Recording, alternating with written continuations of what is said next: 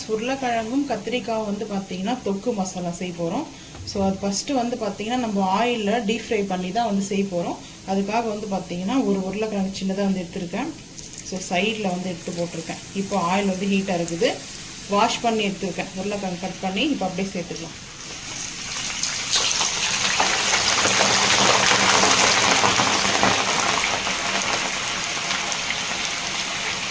எண்ணெய் தெறிக்க ஆரம்பிச்சிச்சு. ஸோ ஃபஸ்ட்டு போடும்போது லைட்டாக தண்ணி இருக்கும். நான் அது இத்தனைக்கும் வந்து பார்த்தீங்கன்னா வாட்டரை வந்து ஃபில்டர் பண்ணி தான் எடுத்து வச்சுட்டு இருந்தேன். ஃபஸ்ட்டு அப்படி தான் இருந்தது. இப்போ ஹை ஃப்ளேம் பண்ணிக்கலாம். சிம்மில் வச்சு தான் சேர்த்தேன். இப்போ ஹை ஃப்ளேம் வந்து பண்ணியாச்சு. உருளைக்கிழங்கு வந்து பார்த்தீங்கன்னா டீப் ஃப்ரை ஆகிறதுக்குள்ளே நம்ம வந்து கத்திரிக்காவை கட் பண்ணி எடுத்துக்கலாம். கட் பண்ணி எடுத்துகிட்டு பார்க்கலாம். உருளைக்கிழங்கு வந்து பார்த்தீங்கன்னா இப்போ நம்ம ஆயிலில் டீப் ஃப்ரை பண்ணி எடுத்துட்டோம். இந்த மாதிரி ப்ரௌன் கலரில் வரணும். கலர் மாறி இருக்கணும். இப்போ வந்து எடுத்துக்கலாம். பொட்டேட்டோ வந்து பார்த்தீங்கன்னா நல்லா இந்த மாதிரி சைஸ் வந்து பார்த்தீங்கன்னா நான் வந்து பார்த்தீங்கன்னா இந்த பன்னீர் க்யூப் டைப்பில் வந்து போட்டிருக்கேன். பாக்ஸ் வந்து பார்த்தீங்கன்னா அந்த டைப்பில் வந்து கட் பண்ணி எடுத்துருக்கோம். நீங்கள் வேணுன்னா வந்து பார்த்தீங்கன்னா நீட்டாக கூட வந்து பார்த்தீங்கன்னா எந்த ஷேப் உங்களுக்கு பிடிக்குமோ அந்த ஷேப்பில் வந்து எடுத்துக்கலாம். இப்போ வந்து எடுத்தாச்சு. கத்திரிக்காவை வாஷ் பண்ணிட்டு சேர்த்துக்கலாம். இப்போ கத்திரிக்காவை வந்து கட் பண்ணி வச்சுக்கிட்டு ஆயிலில் சேர்த்துக்கலாம்.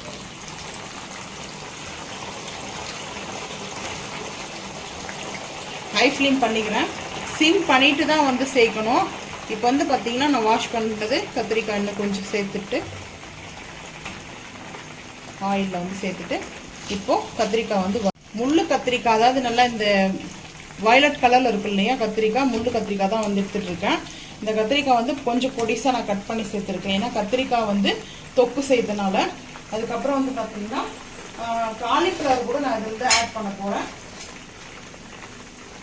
காலிஃப்ளவர் வந்து பார்த்தீங்கன்னா கொஞ்சமாக காலிஃப்ளவர் எடுத்துருக்கேன். இதை வந்து கட் பண்ணிவிட்டு வாஷ் பண்ணிவிட்டு நம்ம ஆயிலில் தனியாக இதையும் வந்து சேர்த்துக்கலாம். இல்லை இதிலே நம்ம கத்திரிக்காயிலே கூட போட்டு ஆயிலில் டீப் ஃப்ரை பண்ணி எடுத்துக்கலாம். வாஷ் பண்ணிட்டு எடுத்துகிட்டு வந்துடலாம். கத்திரிக்காய் கூடவே நான் வந்து காலிஃப்ளவர் வந்து சேர்த்துக்கிறேன். ஹை ஃப்ளேமில் தான் வச்சுருக்கேன். காலிஃப்ளவர் வந்து வாஷ் பண்ணி தான் சேர்த்துருக்கேன். நம்ம வந்து பார்த்திங்கன்னா அந்த தொக்கு மசாலான்றது வந்து ஜஸ்ட்டு ஒரு 30 நிமிஷத்துலேயே நம்ம வந்து குக் பண்ணிடலாம்.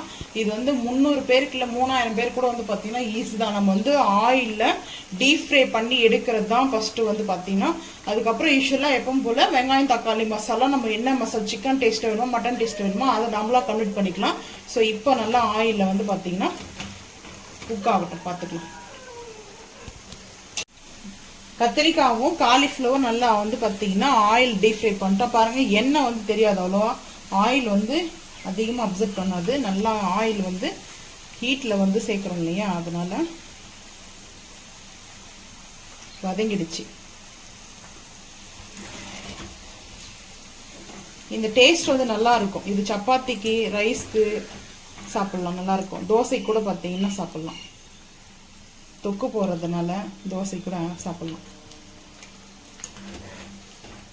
ஏன்னா அந்த காலிஃப்ளவரோட ஸ்மெல்லு தான் வருது. 65 போடுவோம் இல்லையா காலிஃப்ளவரு, அந்த மாதிரி வருது ஸ்மெல்லு. பொரிச்சாச்சு, பொரிச்சு முடிச்சிட்டோம். இப்போ அதுக்கு முடிஞ்சிச்சு வேலை. இப்போ வந்து பார்த்தீங்கன்னா இது ஆறட்டும். நம்ம வந்து பார்த்தீங்கன்னா ஆஃப் பண்ணி உருளி பாத்திரம் எடுத்துருக்கேன். கொஞ்சம் வந்து அகலமாக பாத்திரமாக எடுத்துருக்கேன். இப்போ வந்து ஹீட் ஆகட்டும். ஹீட் ஆனதுக்கப்புறம் ஆயில் வந்து சேர்த்துக்கலாம். சேர்த்துட்டு ஹீட் ஆகிடுச்சு. ஆயில் வந்து சேர்த்துக்கலாம்.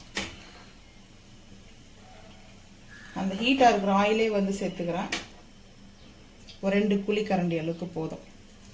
அதுக்கப்புறம் வந்து பார்த்தீங்கன்னா கட் பண்ணி வச்சுருக்க ஆனியனும் க்ரீன் சில்லி சேர்த்துக்கிறேன். க்ரீன் சில்லி வந்து ஆப்ஷன் தான், வேணும்னா வந்து ஆட் பண்ணிக்கோங்க.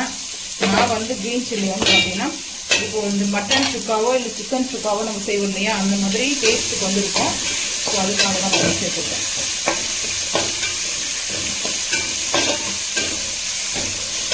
வதங்கும் போதே கல் உப்பு வந்து ஆட் பண்ணிக்கலாம். தேவையான அளவுக்கு வந்து கல் உப்பு சேர்த்துட்டேன். வேணும்னா நம்ம அப்புறமா ஃபைனலாக சால்ட் வந்து சேர்த்துக்கலாம். வேணும்னா இஞ்சி பூண்டு பேஸ்ட்டு ஒரு 1/2 ஸ்பூன். ஏன்னா நான்வெஜ் டேஸ்ட்டுனால 1/2 ஸ்பூன் வந்து இஞ்சி பூண்டு பேஸ்ட் பச்சை வாசனை போகிற அளவுக்கு நல்லா வந்து வதங்கட்டும். பச்சை வாசனை போன அளவுக்கு தான் அதுக்கப்புறம் தக்காளி வந்து ஆட் பண்ணணும்.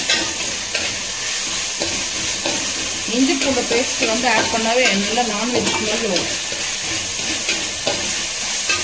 அதுக்கப்புறம் பச்சை வாசனை போகிற அளவுக்கு வதக்காச்சு. தக்காளி கட் பண்ணி வச்சிருக்கிறத சேர்த்துக்கலாம்.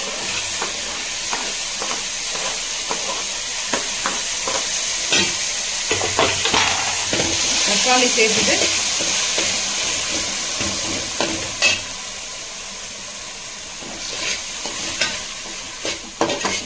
தக்காளி வந்து பார்த்தீங்கன்னா வதங்கட்டும். வதங்கினதுக்கப்புறம் பார்த்துக்கலாம். தக்காளி நல்லா வந்து வதங்கிடுச்சு. காஷ்மீரி மிளகாய் பவுடர் காரத்துக்கு 1 டீஸ்பூன் வந்து ஆட் பண்ணிக்கிறேன். நான்வெஜ் மசாலா மட்டன் மசாலா வந்து ஆட் பண்ணிக்கிறேன். ஒரு 1.25 ஸ்பூனுக்கு வந்து mutton masala. Mutton masala taste வந்து பார்த்தீங்கன்னா வெஜிடபிள்ஸ் கூட வந்து ஆட் பண்ணிக்கலாம். ஏன்னா டேஸ்ட் சூப்பராக தான் இருக்கும். ஹை ஃப்ளேம் பண்ணிட்டு இந்த தொக்கு வந்து பார்த்தீங்கன்னா சுட சுட ரைஸ் போட்டு நல்லா மிக்ஸ் பண்ணி சாப்பிட்லாம். சூப்பராக இருக்கும். இது என்னோட ஃபேவரட். இந்த தொக்கு வந்து பார்த்தீங்கன்னா இப்போ மிக்ஸ் பண்ணியாச்சு. நம்ம ஆயிலில் டீப் ஃப்ரை பண்ணி வச்சுருக்கிற ஆயிலை பொரிச்சு வச்சதை ஆட் பண்ணிக்கலாம். உருளைக்கிழங்கு, காலிஃப்ளவர், கத்திரிக்காய் சேர்த்தாச்சு. லைட்டாக ஆயில் க்ளீன் பண்ணிவிட்டு இப்போ மிக்ஸ் பண்ணிக்கலாம். இப்போ மிக்ஸ் பண்ணுறதுக்கு பாருங்கள், கொஞ்சம் அகலமாக பார்த்துக்கிறதுனால நம்மளுக்கு கரெக்டாக இருக்கும் மிக்ஸ் பண்ணுறதுக்கு.